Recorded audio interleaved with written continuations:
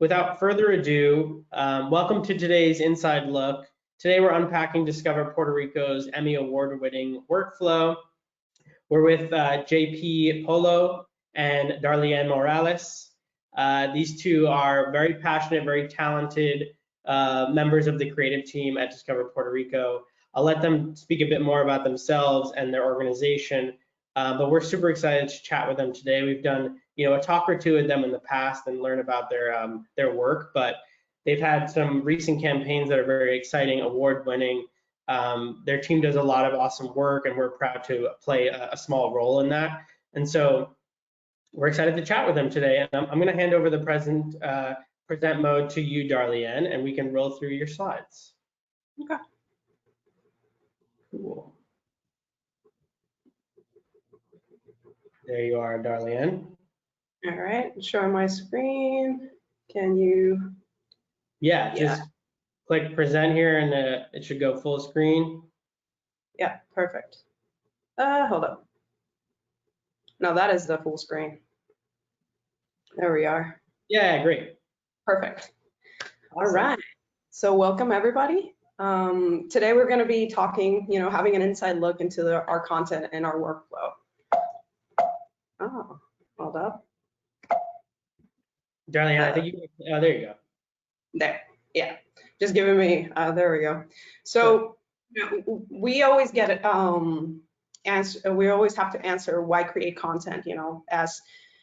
As brands keep on having huge demand from audiences, they want and they need to have and serve their mission, right? But the more you look into it, the more you produce more content from types of unique photography, social posts, compelling videos, podcasts. The demand is always going on a rise, and it's constantly changing, especially with the social media that we have day in and day out, right? So there's already a high demand to create content. Now, the important thing about creating content is to make it engaging enough for audiences to stay in tune with it, right? And to stay a la par. So, one of the interesting stats, and JP, feel free to jump in because I know that you've been in talking about the stats and they speak to you widely, is the consumers, how important it is for them. So the average person consumes about 100 minutes of online video daily. That is the average person. That doesn't mean and that doesn't include other people like younger audiences that are constantly on their phone. That actually goes higher. And online video makes up to 92% of all online traffic. So all in all, the rise of content consumption is going up, and this is as of 2022. So that number is just going to keep on rising. And that's the conclusion that we came up with, that the content demands are on the rise daily, and brands need quality content to stay relevant, attractive, and consistent. And that's one of the things that we ourselves, work on a daily basis, because our motto is that we believe that the power of storytelling, together with transformative nature of travel, allows us to tell stories of impact to inspire people to visit our unique island, Puerto Rico, which is our main mission at Discover Puerto Rico. Our multimedia team is just composed of talented individuals, but we are all, our main goal is always regarding strategic scalability, right? And we have a huge impact on anything that has to do with research. Most of our content has been studied and has been thought out prior for us to be able to go on the field and record it. All in all, as in a sum, we have captured about 17,000 photographic images which live in PhotoShelter, and 78 municipalities, which is the totality of the municipalities in Puerto Rico. We have shot over 200 terabytes of high quality cinematic video, which is available for the industry, stakeholders, local businesses, and so on within our platforms. Hey, Darlene, let me interrupt there quickly. I wanted to quickly give an introduction of Discover Puerto Rico and who we are as an organization. We are a destination marketing organization. So our main goal is to promote the island of Puerto Rico as a premier tourist destination.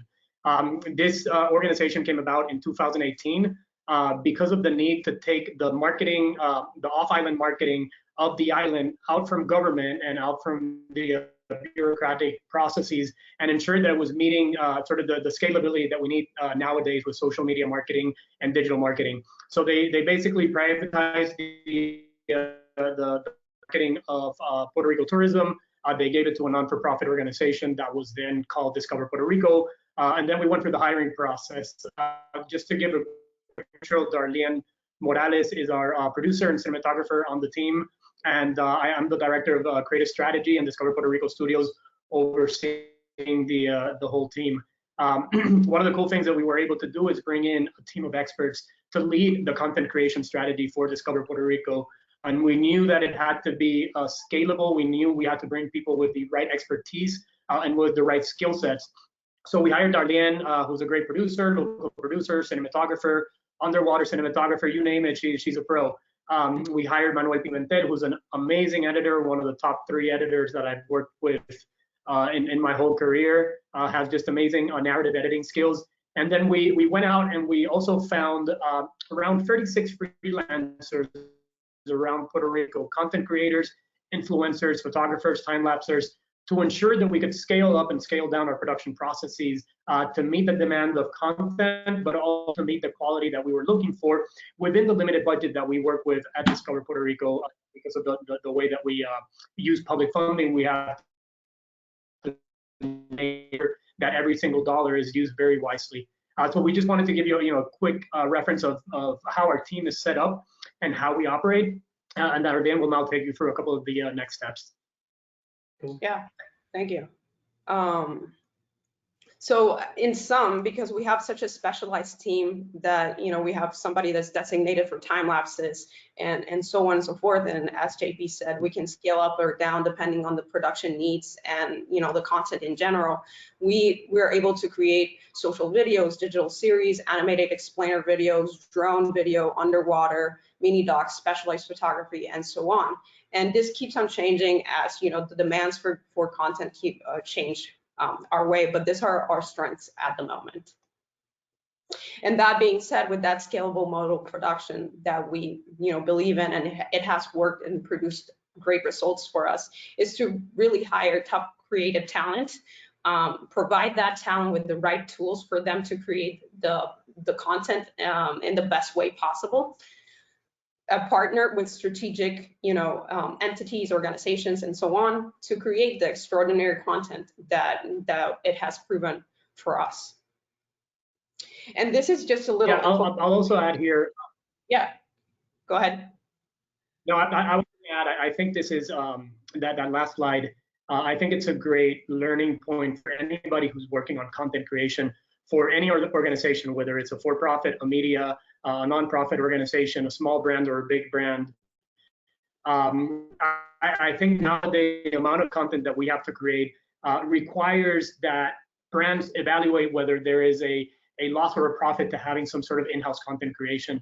But in order to do that, you have to really assess what tools your team is going to need, because there is going to be a need to invest in the right infrastructure and in the right equipment, software, programs like PhotoShelter. So you have to really set up the framework of how everything is going to work from pre-production, production to distribution to ensure that you're giving them the right tools. And then there you can evaluate how much staff do we need, how much producers, how much editors, or do we really need any at all, or do we really need just a core team of top talent that we bring in that can lead these productions, and then we use the resources here on island, which obviously the geographical perspective of Puerto Rico is so small that we're able to move very quickly. So there's a lot of things to consider, but that model that you're looking at is used by some of the top media companies in the world, and it's something that is applicable to any organization. I'll give a quick historical perspective here. When we started in 2018, we were given the responsibilities of promoting Puerto Rico from the Puerto Rico Tourism Company, which is the government agency that was in charge of marketing. Unfortunately, because of legal complexities, they were not the owners of the material that they had shot through decades. So we had to come in and we had to put the team in place, had to something out there. And we went from having 70 assets in 2018 to currently having over 17,000 curated images. The number you're seeing there is backlogged to 2019. We've done an assessment through PhotoShelter that quickly allows you to identify how many images you've got, how many people have downloaded it, and we have already 17,000 images. We do this with a team of in-house creatives that can vary anywhere from 3 to 4, and we've got around 36 content creators around the island.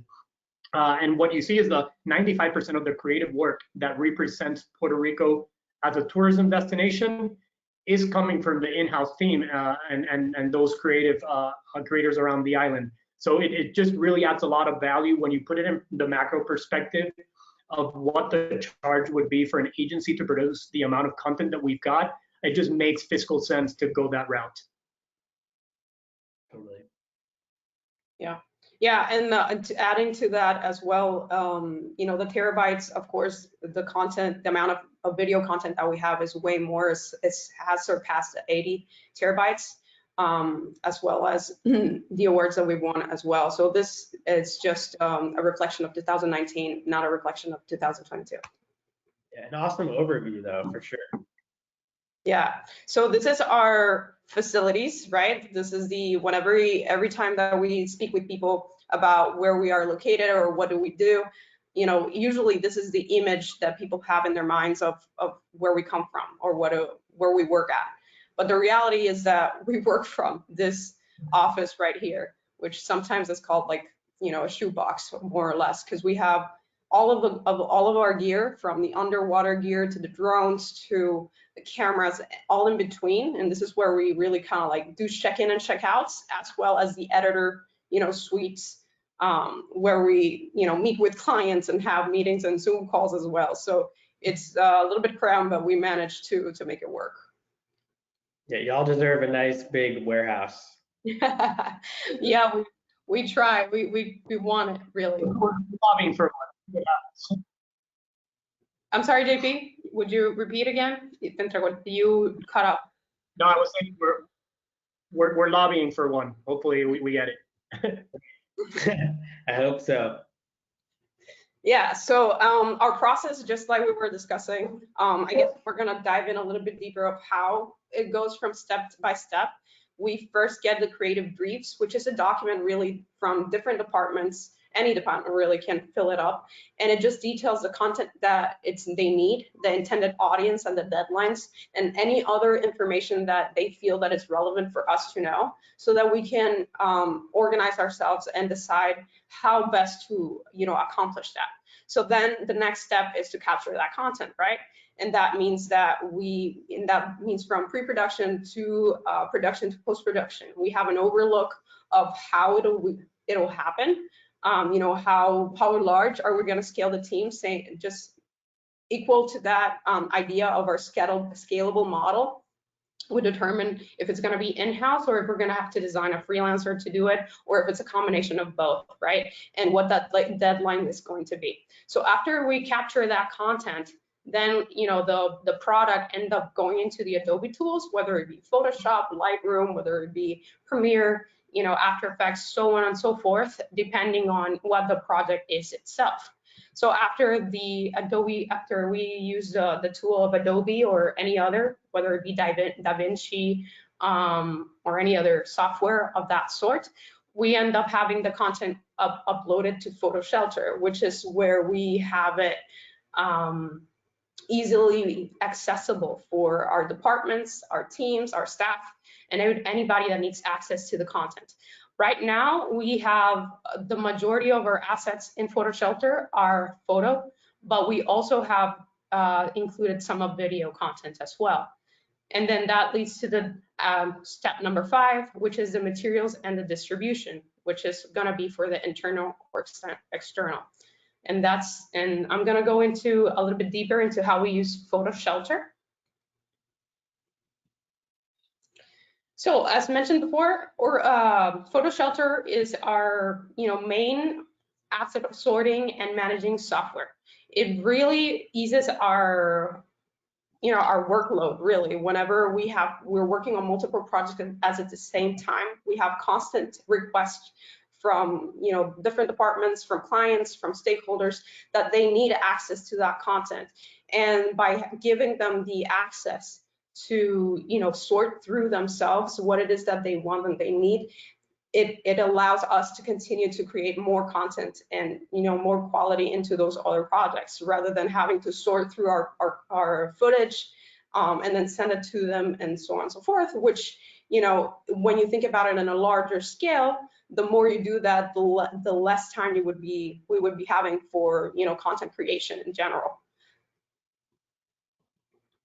This is just a little bit of how our PhotoShelter looks from my side of things. We use the idea of hero images. Not only do we have a file and a folder for those hero images that we tend to want to grab people's attention with, like, jaw-dropping imagery, very impactful, but we also include those hero images into the collection info, so that it catches people's eyes whenever they're searching for the material that they want to have, and to include into whether it be their presentations, their print, their digital, or social media, or anything in between. Very cool.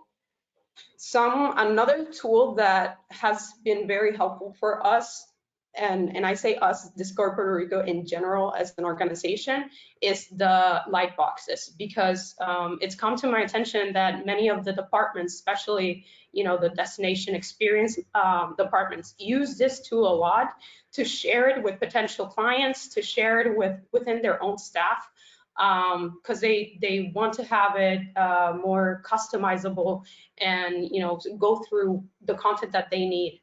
So it's been very helpful for them. It also adds an element of a safety feature when you're deciding who do you want to have full access to your library, and who do you want just to have access to certain assets at a certain time. Obviously, there's additional tools that you can implement to the users coming in.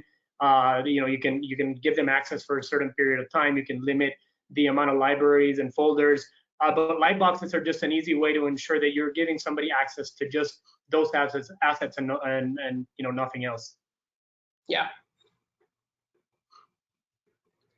And that leads us to our content. At least some of the projects that we're working on most recently, which was the collaboration with Frontier Airlines, where the Coquillanero won the Tropical Tail contest. We were very excited about it, so we ended up going on the field to capture the little frog, which is as small as a dime, the adult male or female actually, but that's the biggest that it can get. And then from that project, we collaborated with and partnered with a local environmental research and conservation organization called Conservación Conciencia, which is to incentivize people to adopt a coquí and help into those efforts of environmental conservation and education. And this, in general, in all, it aligns with our environmental pillar, which is to have a more conscious traveler, going to Puerto Rico. I love that. And you were the one that took the photo that's on the plane tail, Garlian? I did. It was a very exciting thing, because that's really typically what I love to do. Just leave me in with a camera and just throw me out in nature, and I'll be I'll be fine. But I mean, this collaboration was fantastic, because we were able to connect with Dr. Neftali Rios, and he is the expert that actually found it in 2005. So there's 17 species of coqui. 3 of them are thought to be extinct, and then the coquillanero is an endangered species, so it can only be found in several areas within Puerto Rico. Whereas when you come to Puerto Rico, the coquí is a very iconic animal. You will see it throughout everything in our culture, whether it be drawings, whether it be the sound it makes. But the coquillanero it's unique because it doesn't necessarily, it's not typically found, and it even sounds differently. So that made it a little bit more challenging, trying to find that specific kind of coquille that only is found in the llano, right, in the valley, ¿cómo se dice? Valley. That's where its name comes from. And also you have to add, ensuring that the quality of the image that we wanted to choose was going to be able to be at a very high scale, because we were going to, it's going to be printed on the tail of the plane. So we wanted to be representative of Puerto Rico. We wanted it to have high quality. We wanted to do it in a way that we were following both federal and local laws. So, I mean, Darlene is a wildlife filmmaker by nature. So we were excited to give her the helm of this project. And I believe there's a video that is going to be on the chat, which is sort of a behind the scenes of the shoot. Yes, Yeah. totally. We'll share that so everyone can take a look, because it's pretty awesome, the behind the scenes of what's going on there. Yeah, when you get to see the video, you'll see the environment that we're at, which is we really need to capture the animal at night. We cannot have any daylight, and we are guided by sound. Really, that's the only way that we can find it, because it's so small that you just need to tune in, hypersensitive to your ears, and try to find it through there. Because anytime that you have a flashlight on the animal, it also they stop singing, so it's hard for you to capture it. So it's very interesting, because they're singing to make call. I'm pretty sure, I can't put my money on this, but I'm pretty sure that, I think Alaska might have the biggest animal on the tail of a frontier, with probably like a black bear, but we've got the smallest one, and we don't mind being the small but mighty island that could. So this is very representative of what we've been through the last 4 years. Yeah, definitely. Very cool project. Yeah, another project that, well, I guess it's a series of projects that we've been working on, is the LGBTQ plus campaigns. One of the reasons that we have been so focused into these kinds of campaigns is because the laws are similar to the US. Same-sex marriage is possible since 2003 in Puerto Rico, and also adoption is allowed. Which makes that this accepting culture makes Puerto Rico stand out from other Caribbean destinations that typically do not have this kinds of welcoming environment. And then one of the things that we really want to do whenever we're having this sorts of campaign is not only do we reach out to the community and have conversations with people from the LGBTQ community to have a better approach of how we do it, but we're covering from gay ¿cómo se dice? Parejas, couples, to transgender and non-binary individuals. So we want to make it as inclusive as possible with our campaigns. And as you can over here in the image to the right, you get to see a transgender couple. They're both transgender, and they have their baby boy together. So this is it's a real family, right? It's not something that we made up. Very cute. Yeah, So special. I think a couple of key things here with the LGBTQ plus campaign for us and strategy overall is we really realized that when you're looking at Puerto Rico and what differentiates us from our competitive set, we knew that our diversity is not only diversity locally from all the cultures that we have intertwined here in Puerto Rico, but really the accepting of other cultures to come to Puerto Rico and to be able to enjoy. And we knew that the LGBTQ plus community was a target audience for us right out of the gate. And we wanted to come out strong. We wanted the images to be not only relatable to the community, but also showing the beauty of Puerto Rico. Most of the, if not all of the couples that you see here are real life couples. We don't cast to bring in people that are not, to portray somebody they're not. They are all from the community. And like Darlene said, that integration of the community to everything that we do has been crucial to the success of that strategy. How do you go about finding these families, these couples, these stories for this type of stuff? There have been different ways. We also, we partner, our agencies help us identify people in the community that can provide us with information. There's also people within Discover Puerto Rico that is part of the community that already have ties that have become in some shape or another consultants as well. Great.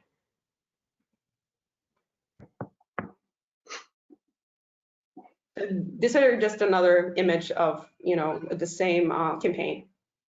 Love it. And then that leads us to another one of our projects, which actually this one is not as recent, right? When was this, JP? When did we finish this? 2000? This one from 2020 to 2021. So we produced, Sounds Like Puerto Rico is a 5-part episode narrative series. Just to give you a little quick background, we're in the middle of the pandemic. We're not able to promote Puerto Rico as a destination because borders were closed. Only essential travel was allowed. So we were limited to marketing. We weren't able to do any marketing. Actually, we were going against our instinct and we were marketing for people not to come to Puerto Rico. But we had a strategy that, different to other DMOs around the United States and the world, they closed their doors, they furloughed their staff. We went another route and we said, hey, this is an opportunity to take all these audiences that are going to be in their homes. One of the main things that they're going to be doing is consuming video content, and they also are looking to learn. And we're able to tell a narrative entertainment driven series that allows people to see Puerto Rico while we're not marketing, so that when all that pent up demand at the end of the pandemic, which we knew was going to come at some point, when they started to travel, Puerto Rico was at the top of their minds as one of the top destinations to go to. And we produced Sounds Like Puerto Rico, 5-episode series. The main the main essence of the series is each episode you're learning the specific lingo and language of an activity that you're probably going to want to do when you come to Puerto Rico, whether it's going to the rainforest and understanding Taino culture, surfing, coffee culture, listening to reggaeton, which is one of our top musical genres, or bird watching, which is one of the biggest activities of growth in Puerto Rico. And we go out with our host and teach you the specific language related to that. So it's very fun, very educational. We got to travel to, I believe, like around 12 municipalities covering all the regions of Puerto Rico. We implemented a very cinematic style to the shooting. It was a small but mighty team. We only had a crew of 8 because of the limitations of COVID. Our hosts weren't professional hosts. They were actually marketing managers and coordinators from Discover Puerto Rico, because we had to keep everything in the family. And it was a huge success. It gave us some of our highest views and engagement online. It resonated a lot with our core audiences as well as our diaspora audience in the United States, and it created that demand, which led to Puerto Rico being one of the top and the top destination search for on Google in 2020 by most of our core state markets that we're going after. So really it paid in strides, and now we're looking at Puerto Rico emerging from the pandemic as one of the top destinations in terms of tax revenue. We surpassed every single historic year that we've had. So the strategy worked. Keeping the lights on worked, and being able to go out and do something creative like this worked incredibly. Never, I think, would Darlene and I had imagined that while we were sitting brainstorming what the concept would be, that when all was said and done, that we would look back and say, hey, we can submit this to the Emmys. And that actually we went out and were able to get 5 nominations and 3 wins for Best Magazine Program, Best Cinematography, and Best Editing. So it just goes to show that opportunities are everywhere. You just have to really, take them. Don't think about the result, but don't get too tied up on them, and just think creatively about ways that you can go about to promote, whether it's your brand, content, and just take those opportunities in stride.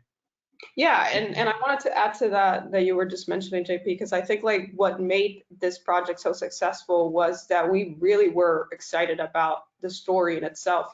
We had not, because of, I guess it was a bittersweet situation with the pandemic, right? Because we were all stuck where we couldn't create content, but this allowed us to have a creative flow of ideas and things that we typically wouldn't, because in Discover Puerto Rico, a lot of the things that we've been doing is trying to have a better image of Puerto Rico, which had dealt with multiple things coming from not only the pandemic, but the hurricanes and so on and so forth. There was just a history of things that just kept us having to be a little bit of reactive whenever we created content.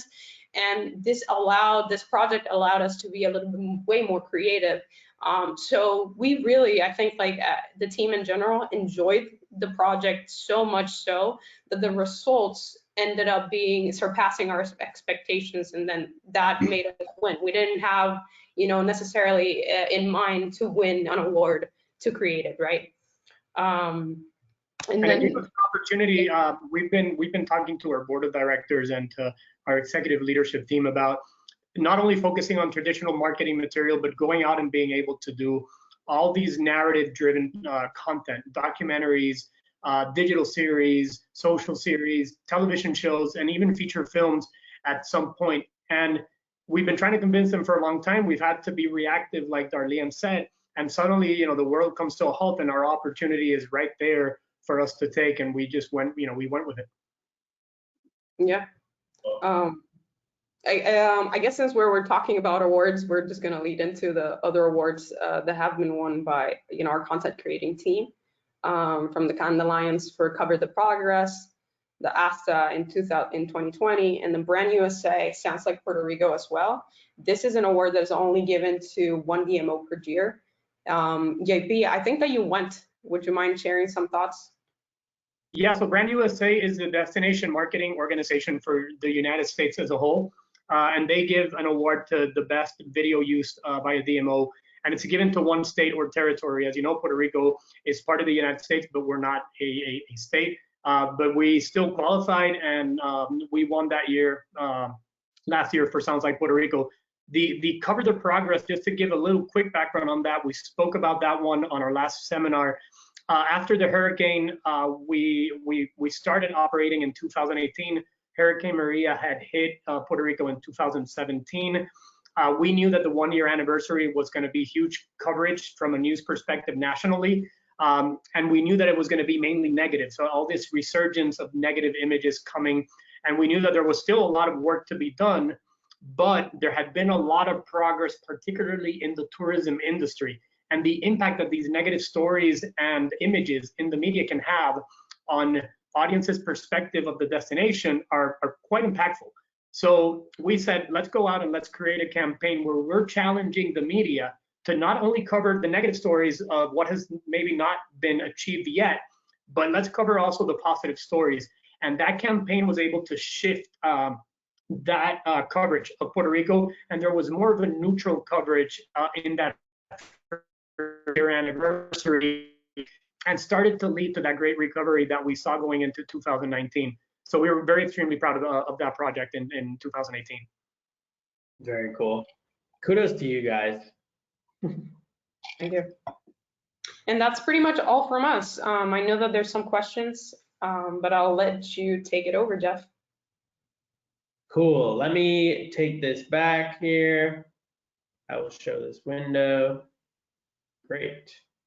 Okay, cool. Well, while we gather some questions, I definitely have a few queued up here that we want to chat about. Thank you both so much for running through those campaigns. Amazing, award-winning, creative campaigns. I'm super proud of you. I'm super impressed with y'all. Just like continuing to raise the bar. So super, super cool. If there are any questions from the audience, we have our live chat. Drop them in for our speakers on Slack or on GoTo here on the questions panel, and we'll ask these too. For the remainder of our time, we'll answer some questions. So let's start with this. And you spoke about this a little bit, but can you talk about the history and evolution of your team? How has the approach to the creative process changed since this company was founded? Yeah, I can definitely speak to that. So we started as a team of one. It was just me at the time. I was given the challenge to go out and just start creating assets. I was fortunate to convince our CEO to also give us some of the remaining money from the old organization to invest in some of the equipment that we bought at the time. But at the time, we also had a creative production agency, which was based out in New York, and they had a pretty big contract to produce some of the creative concepts for us, not only to develop them, but to also produce them. As we were going through Cover the Progress, we quickly realized, and I believe that the executive leadership team started to see the value in actually giving us more tools and being able to scale up because of the potential earnings that they could that it would have, but also because of the amount of content that we were going to be able to produce. So then it became a matter of you know, what's the right fit, and what would I like, and being able to show the results, right? To be able to prove that bringing Darlene in, bringing the rest of the team in would be well served. By 2019, we had already scaled up to 3 creative employees. We had probably purchased 60 to 70% of the infrastructure that we currently have. But one of the key things that we did was we decided to resign the contract of our production house in New York, and we took all content creation in-house. And that's when we were able to also scale up to start hiring more freelancers, to have more freelancers with long-term contracts, and to be able to start delving into these types of projects. Because we were setting up a new brand, we were also in the development of that brand position, of that brand promise. So there was a lot of work going on in the back that had more to do with the brand itself. So the video content and the pictures were playing an important role, but we were also developing that brand. When we finally launched the brand in 2018, then we had to go out and create new content for that new brand. It had to align with the brand look and feel. It had to align with all the brand guidelines. So that created another evolution there. And then I would say, you know, the pandemic was another point of evolution because of the content that we had to do, because we decided to keep the lights on. We had to change the way that we were thinking about the type of content that we were producing. It allowed us to go from reactive, because we went from being reactive to Hurricane Maria, to being reactive to some political turmoil that we had in Puerto Rico, to being reactive to earthquakes that we had on the South. So we were just being reactive after reactive campaign. So we were never able to really launch a brand campaign. Now, post-pandemic, and with the huge surge of interest in Puerto Rico as a destination, we're proud to say that just last week, we were able to complete our first brand campaign, which is aligned with our brand. It's not reactive to anything that has happened. And we're in the middle of post-production. We were hoping to do the seminar from our post-production facilities. Unfortunately, I tested positive for COVID last night. So here we are in our rooms, but we're proud to say that that last evolution so far is having the team that we've got. We've got, you know, the 3 staff creatives. We've got 2 full-time permalancers, if you will, and we've got around those 36 freelancers in Puerto Rico that we're able to activate at any given time. Very cool. Well, what I'll say is, again, thank you for taking the time, even though, you know, you had this little hiccup in your plan here. We'll have to reconnect to learn more about what you guys have been up to. But that's awesome to hear about the evolution of it all. Started with just you, and look at you guys now winning Emmys and creating awesome campaigns. That goes into this awesome question that we have is, how does your creative team develop the ideas for these campaigns? I know it kind of makes sense for some to be reactionary, like you said, but kind of outside of that, how do you collaborate and come up with ideas for these creative campaigns?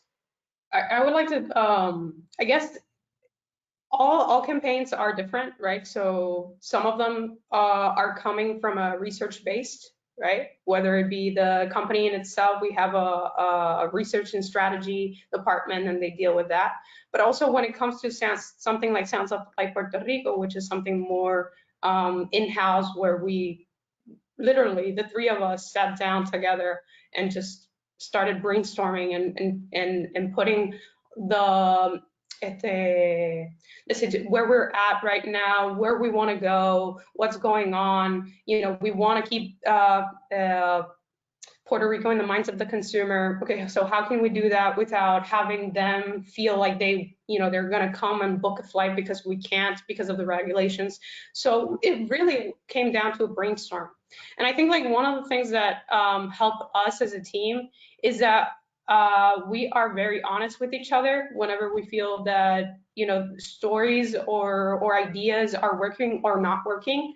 And I think that's one of our strengths, because we're always pushing each other further, right? I feel like sometimes, whether it be Manuel, JP, or anything like that, we're always challenging each other's ideas. And I think like that healthy dynamic allows us to shoot for the stars, right? Because that's really what we are always, just like shoot for the stars, try your best, and then whatever it is, then we'll try to adjust as we keep on going. But we don't discourage each other from going to that far reached out idea.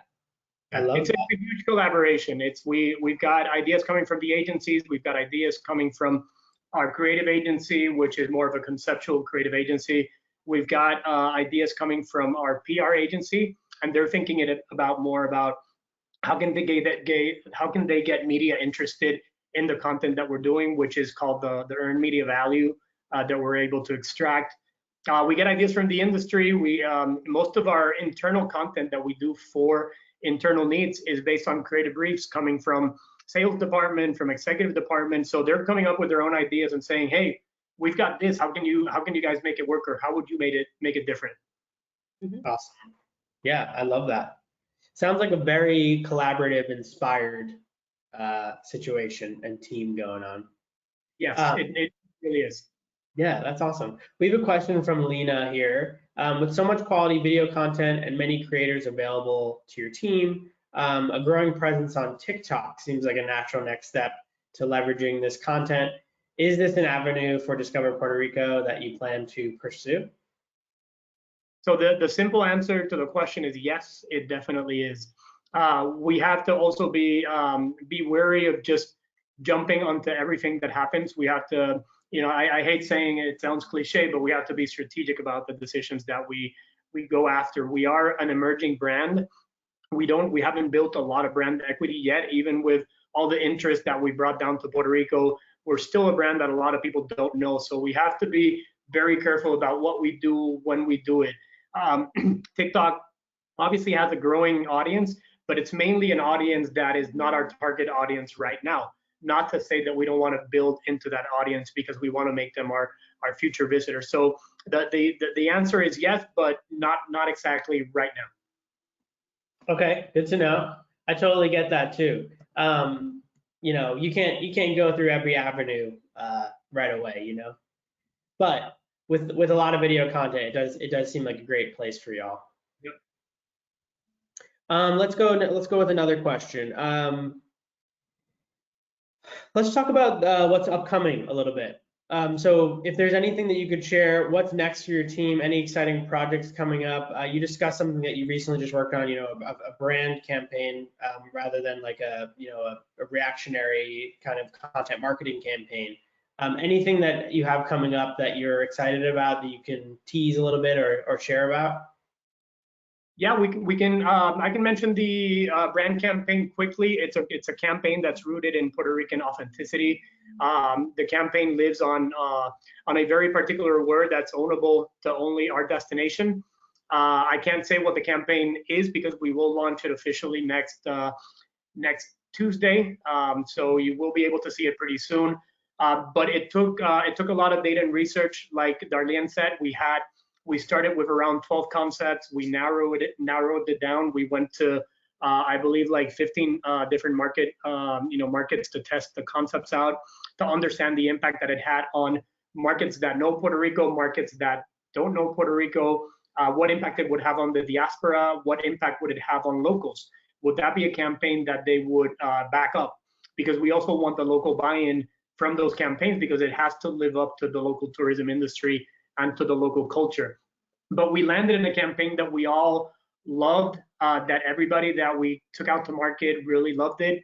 Again, very ownable, very authentic. We shot in, I believe it was around 10 to 12 municipalities around the island. It took 11 shoot days between what the first unit and the second unit was doing. We had anywhere from 30 to 60 crew members on the shoot, including talent. And it was directed. It was the first time that a woman, which I think is very relevant to the conversations that you've been having, PhotoShelter.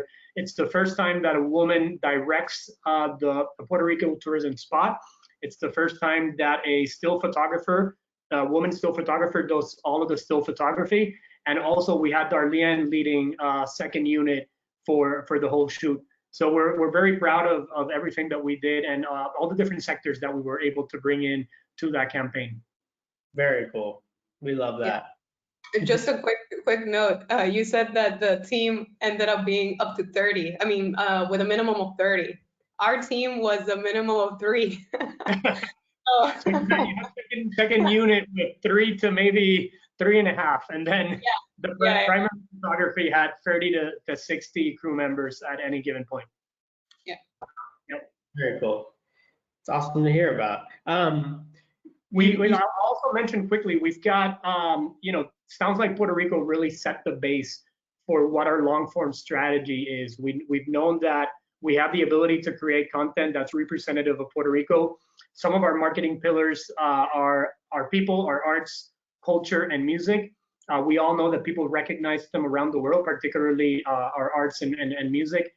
And we know that as the owners of the brand, we're able to go out and be the owners of how we export our culture through content.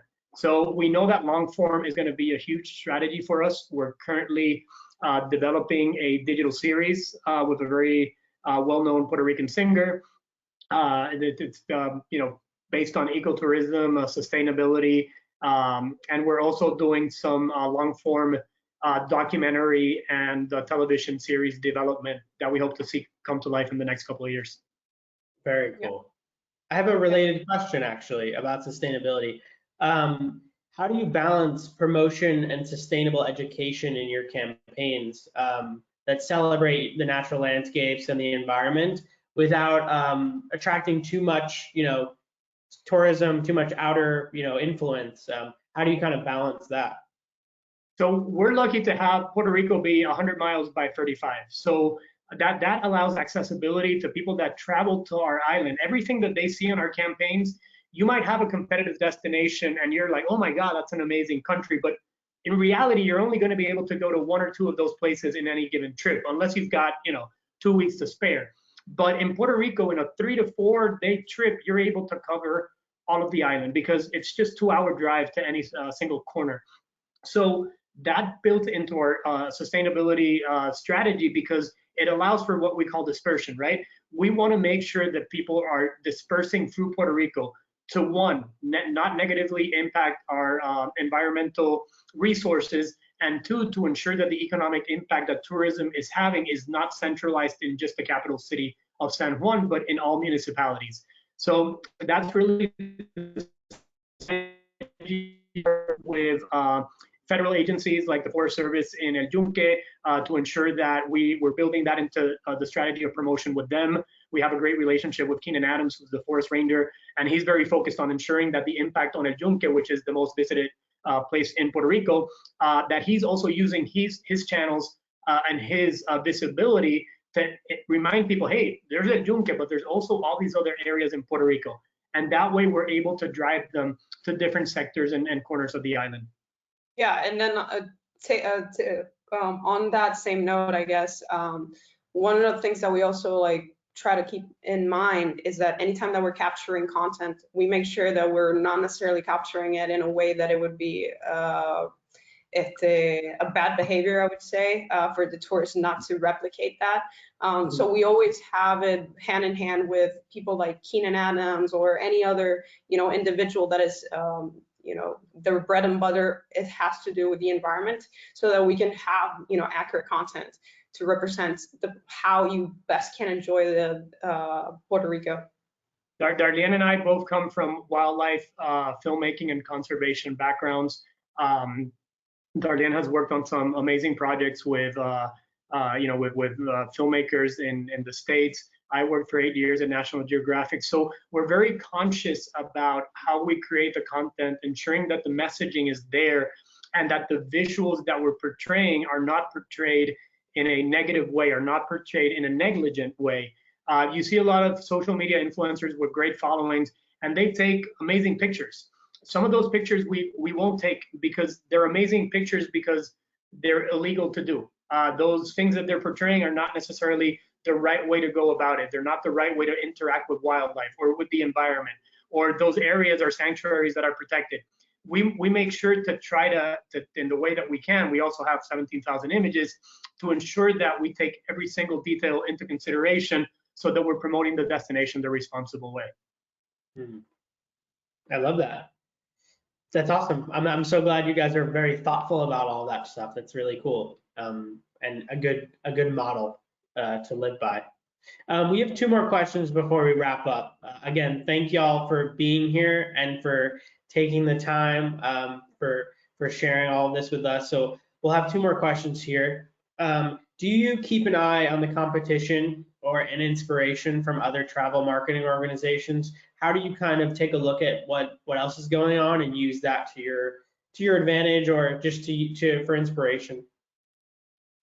Yeah, I mean, Darlene can speak to her own experience. I take a look at content. I mean, I'm just consuming content on a daily, hourly, minutely basis. I'm always watching content, but I do take a look at what places like Costa Rica are doing, what places like Dominican Republic are doing, Florida, Bahamas. But I also take a look at what places that have nothing to do with our competitive set are doing. I'm very inspired what Singapore has done to promote travel over there. Inspired by what Dubai has done as well. There's some great content out there, but you also have to allow yourself to not get like overwhelmed by what others are doing, and just see what are the things that we have that we can own that are going to differentiate us from them. There's a saying that we have in Puerto Rico that is, promoting Puerto Rico as having beautiful beaches is like promoting Las Vegas as having casinos. Everybody knows that. So how do we differentiate everybody in the Caribbean that has beautiful beaches from the experience that they're going to have in Puerto Rico? And there we've identified those pillars, and we make sure that everything that we create is aligned with those pillars.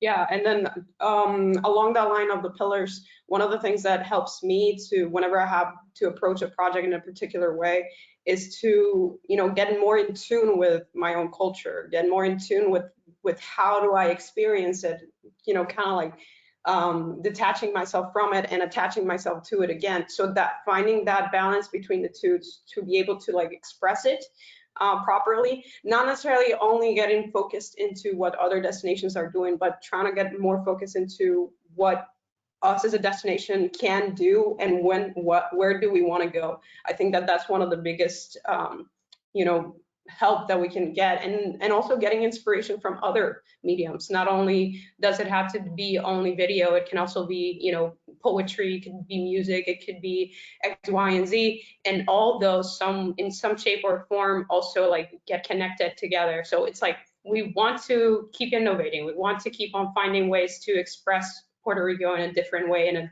a fresh way. So we need to find inspiration in ways that we typically wouldn't. Very cool. I love that you said poetry and music. That's a very cool, avenue for finding inspo for content. Last question here, very related to what we were just saying and the inspiring words you were sharing, and a good feel-good way to end our conversation here. Why do the 2 of you love what you do? Why do you love working for Discover Puerto Rico? Why do you love creating cinematic, beautiful content? Yeah, I think, well, there's multiple things that I really enjoy.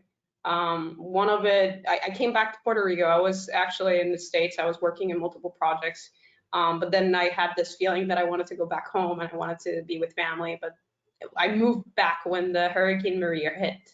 So seeing the opportunity to be able to have a positive view on what Puerto Rico is, there's just a lot of things going on locally, but having the opportunity to showcase the Puerto Rico that I know, the one that I grew up with, the one that I can see getting better, it's just something that makes me wake up every morning and be like, okay, let's do this again. And I love the biodiversity that we have. You know, I think like that's one of the things that sets us apart immensely. Just like if, referring back to what we mentioned, is that, you know, you could have a drive from, you know, one end to the other end, you know, about 4-hour drive or 5-hour drive, and you will get to experience an array of things, you know, from the rainforest to the beaches to the dry forest. You know, the biodiversity in such a small place is immense. You know, we have 3 bio bays out of 5 in the entire world. So there are just so many wonders, you know, and the Coquillanero being one of them. And just being able to show and that wonderful environment that I know that we have, and hopefully with it be connected to, you know, an ecotouristic approach, a more conscious traveler, a way to protect our environment, but also like benefit our economy, which needs to rise.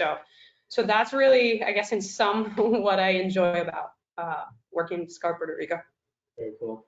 And I think Darlene said it best, and I'll echo her words. I'll add that I'm a filmmaker, producer by instinct. I just love what I do. So if I'm creating content, I'm happy. It can be with Discover Puerto Rico. It can be anywhere else, as long as it's mission oriented. It's got a good mission behind it. I'm happy to go out and work. The reason I came to Puerto Rico, back to Puerto Rico after having been in DC working for Nat Geo for 8 years, was Hurricane Maria hit, and it took an emotional toll on me as somebody who was living out there, and I had my grandparents and my parents living here. I can't imagine the toll that it took on people that were living here and that had to go through that experience. I came back and I wanted my 1-year-old son to be able to grow up in Puerto Rico and to be able to understand the culture that he came from. So we moved because of our son. We were able to find the job that allowed me to create content with a great mission, to have a positive impact on Puerto Rico, and to hopefully have not only a positive impact on tourism, on ecotourism, on sustainability, but also on the creative industries and on Puerto Rico's economic development as a whole. Wow, yes. You two are very impressive. I can't say that enough. I thank you for being so passionate and for willing to share today. We are just out of time, which is amazing. We really packed a lot into this hour. I want to thank you both again for taking the time. I wish you both well. I wish you good health. I want to thank you for carving some time out of your busy schedule again to do this, to share your story and take us behind the scenes. So I'm looking forward to what you guys continue to do this year. And if there's any other parting words, just let me know. But I wanted to thank you both again so much. Thank you. Just whoever's still watching, make sure you go to discoverpuertorico.com or to our YouTube channel. You're able to see all of our video content there. And I know Darlene had sent a couple of links, including our Sounds Like Puerto Rico, which we hope you all enjoy and come down to Puerto Rico and have a great time. Yes. Yeah. Very cool. Well, I'm going to try to get down to Puerto Rico as soon as I can. You've inspired me. So whenever I get the chance, I will obviously head down there and hit you guys up. Thank you again. Until next time, stay tuned for our next webinar. We'll let you know when the details are available. We can't thank you enough, and we can't wait to connect with more creative people about the content they're creating. So thank you again to both of you two. Yeah, thank you guys. Thank you. Take care, guys.